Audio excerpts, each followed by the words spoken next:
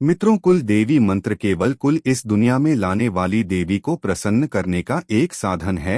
हर कुल में कुल देवी या देवता होते हैं। कुल देवता या देवी का हमारे जीवन में बहुत महत्व है। इनकी पूजा आदिकाल से चली आ रही है। इनके आशीर्वाद के बिना कोई भी शुभ कार्य नहीं होता है। ऐसे बहुत से लोग हैं जिनको अपने कुल देवता का तनिक भी ज्ञान नहीं है। उनका कुल देवता कौन है उनको मालूम ही नहीं होता है। तो चलिए आज हम आपको कुल देवी या देवता कौन होते हैं इस विषय पर चर्चा करते हैं। मित्रों, कुल देवी या देवता वह देवी या देवता है जो परिवार की सुरक्षा के लिए सदैव सुरक्षा घेरा बनाकर रखते हैं। एक सुरक्षा कवच की तरह परिवार के सभी सदस्य की रक्षा करते हैं। हम जो भी धार्मिक कार्य करते हैं उसका पुण्य या फल परिवार की रक्षा के लिए पहुंचाते हैं, यानी एक तरह से वह भगवान से संपर्क जोड़ने का काम करते हैं। कुल देवी के आशीर्वाद से ही कुल वंश की उन्नति होती है। कुल देवी या देवता का स्थान घर में या फिर घर के बाहर भी होता है, जिनकी पूजा आपके परिवार वाले ही करते हैं।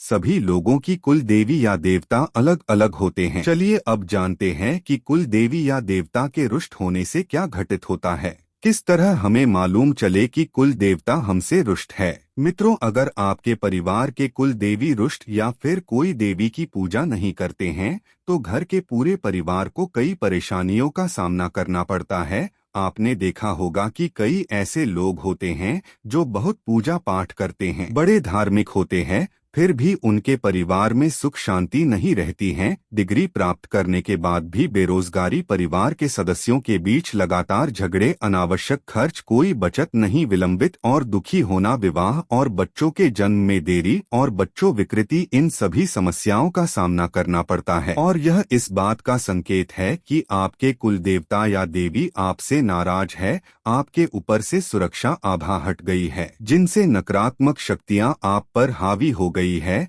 फिर आप कितनी भी पूजा कर ले कोई फायदा नहीं होगा। दुख तो इस बात पर होता है कि आधुनिक युग के लोग इन बातों पर विश्वास नहीं करते, लेकिन फिर भी आपसे अनुरोध है कि आप अपनी कुल देवी या देवता का पता लगाएं और उनके चरण कमलों की शरण ले और अपनी गलतियों की क्षमा मांगे, क्योंकि कुल देवी हमेशा हमारे परिवार की रक्षा करती हैं, चाहे हमारे ऊपर कितनी भी विघ्न क्यों न आने वाली हो। कई लोग ऐसे होते हैं जो अपनी कुल देवी को नहीं जानते और कुछ ऐसे भी होते हैं और कई लोग ऐसे होते हैं जो कुल देवी को तो जानते हैं लेकिन उनकी पूजा या साधना को नहीं जानते। तो यह साधना उनके वरदान पाने के लिए बहुत उपयुक्त है। इस कुल देवी साधना के माध्यम से एक साधक परिवार से बहुत से परेशानियां को दूर कर सकता है। साधना धन और खुशी के सुचारू और समान प्रवाह को सुनिश्चित करती है। अभाव और रोग जीवन से मिट जाते हैं। साधना केवल कुल देवी को प्रसन्न करती हैं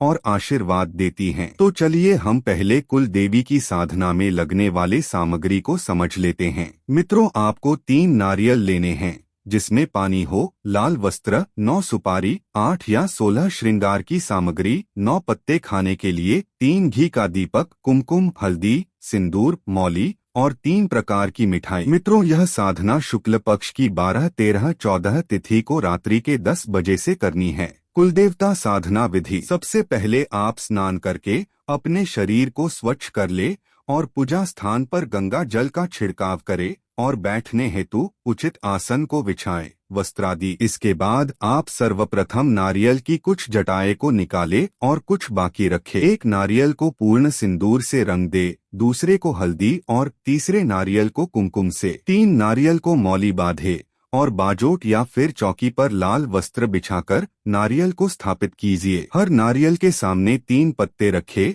पत्तों पर एक एक सिक्का रखे और सिक्के की ऊपर सुपारियां स्थापित कीजिए। गुरु पूजन और गणपति पूजन संपन्न कीजिए। पूजा स्थापित की है उन सबकी चावल, कुमकुम, हल्दी, सिंदूर, जल, पुष्प, धूप और दीप से पूजा कीजिए। जहां सिंदूर वाला नारियल है वह सिर्फ सिंदूर ही चढ़े, बाकी हल्दी कुमकुम नहीं। इस प्रकार से पूजा करनी है और चावल भी 3 रंगों में ही रंगाने हैं। अब 3 दीपक स्थापित कर दीजिए और कोई भी मिठाई किसी भी नारियल के पास चढ़ा दे। लाल मूंगे की माला से 3 दिन तक 11 मालाएं मंत्र जाप रोज करनी है। मंत्र इस प्रकार है: ओम ही श्री कुन्नेवरी प्रसीद प्रसीद एम नम। इस पूजा में चाहें तो दुर्गा जी अथवा काली जी का मंत्र जप भी कर सकते हैं।